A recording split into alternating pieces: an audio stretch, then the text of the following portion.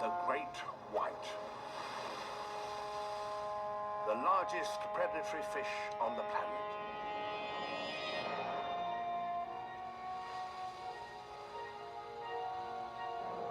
Each dawn, Cape fur seals leave their colony to go fishing. To reach the open sea, they must cross a narrow strip of water. And that is patrolled by great whites.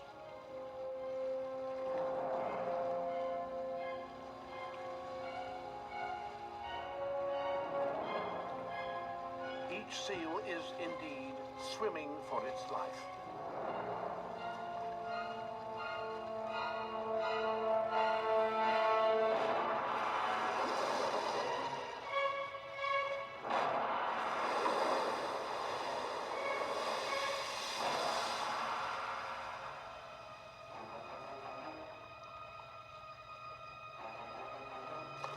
The shark relies on surprise.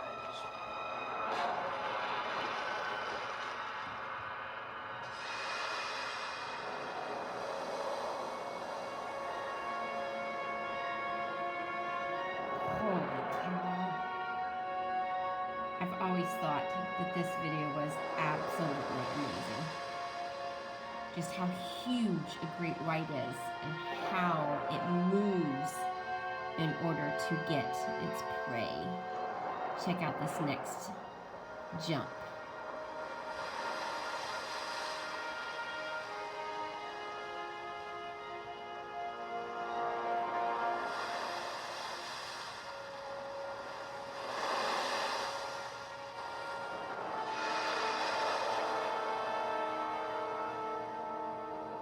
Check it out. That shark is so far The great out white's turn of speed of the is water. powered by a high metabolism. Look at how far that is out of the water. That is a shark getting its prey. That is a shark getting its meal. That is a shark getting its energy from another living creature, which is what we're going to be talking about this week. But what I think is interesting is what's happening in this video is the same thing that is happening in this video.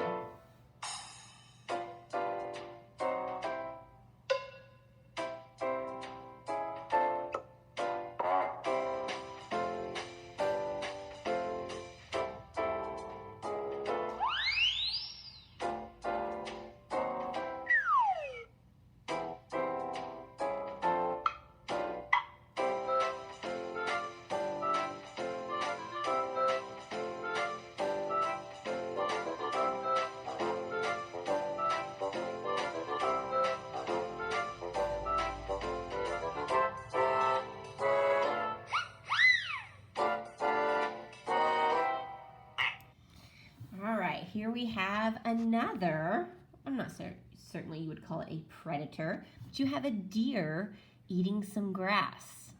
Let's think about some of the similarities and some of the differences between a shark eating a seal and a deer eating its grass. Now, I'm sure you've probably heard of some of these words before, but this week we're going to be talking about food chains and food webs. We're going to be specifically looking at the flow of energy through a food web, beginning with the sun, and then predict how changes in an ecosystem would affect a food web. We're also going to be specifically looking at producers and consumers and decomposers and herbivores and omnivores and carnivores and all of those things that exist within a food chain and a food web. All right, so here we go. This is science for May 11th to the 15th. Remember that you don't turn in your activity until the very end of the week. I'm taking a completion grade on Monday through Thursday, and then an actual numerical grade for the food change and food webs quiz on Friday. You can always turn in your work early. I like it when you turn it in early. That means I'm not spending the weekend grading papers. All right, so here we already looked at what we're focusing on this week. So one of the things I want you to ask yourself is, do you know what a food chain is? Do you know what a food web is?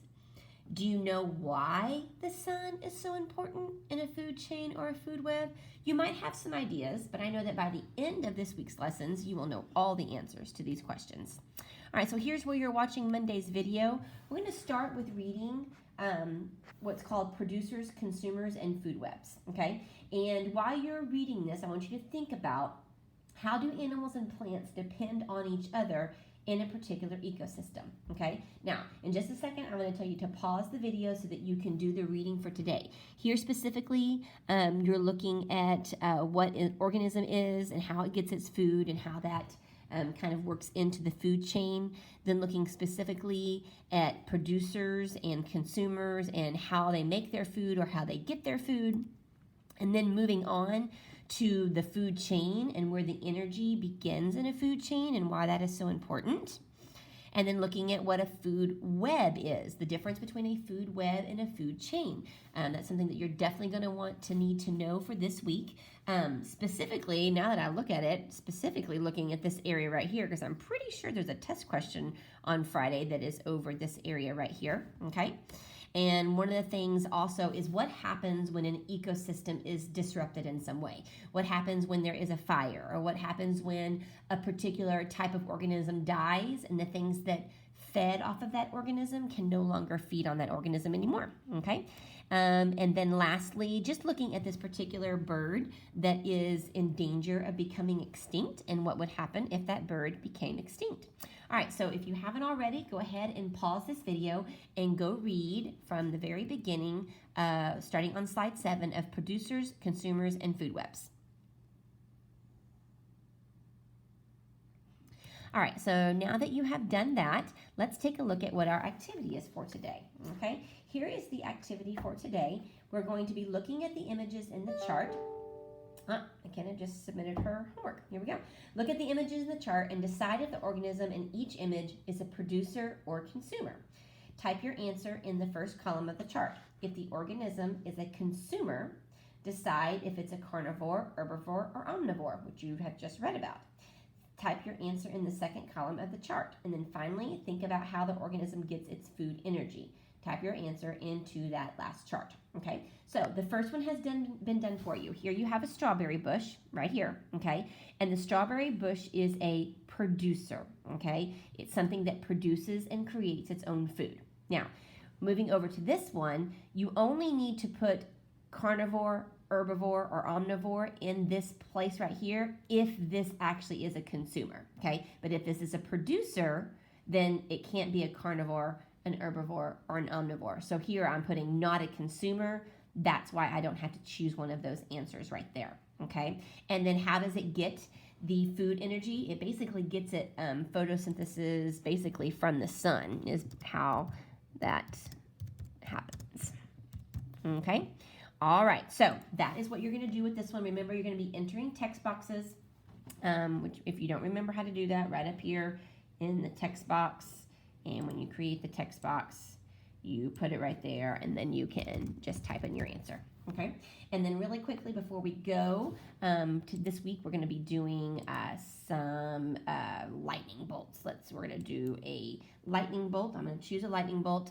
Let's just put it, I don't know, let's put it up here in the top corner. Now remember, when you put the lightning bolt up there, it automatically comes in this grayish color.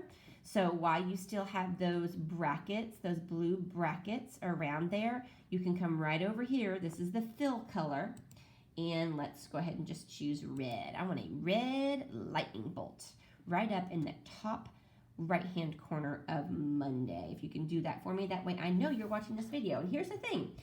I had so many students try to turn their work in last week without having their smiley faces. I even had one student today who called me and wanted me to explain something to them that they didn't understand. And I said, did you watch the video?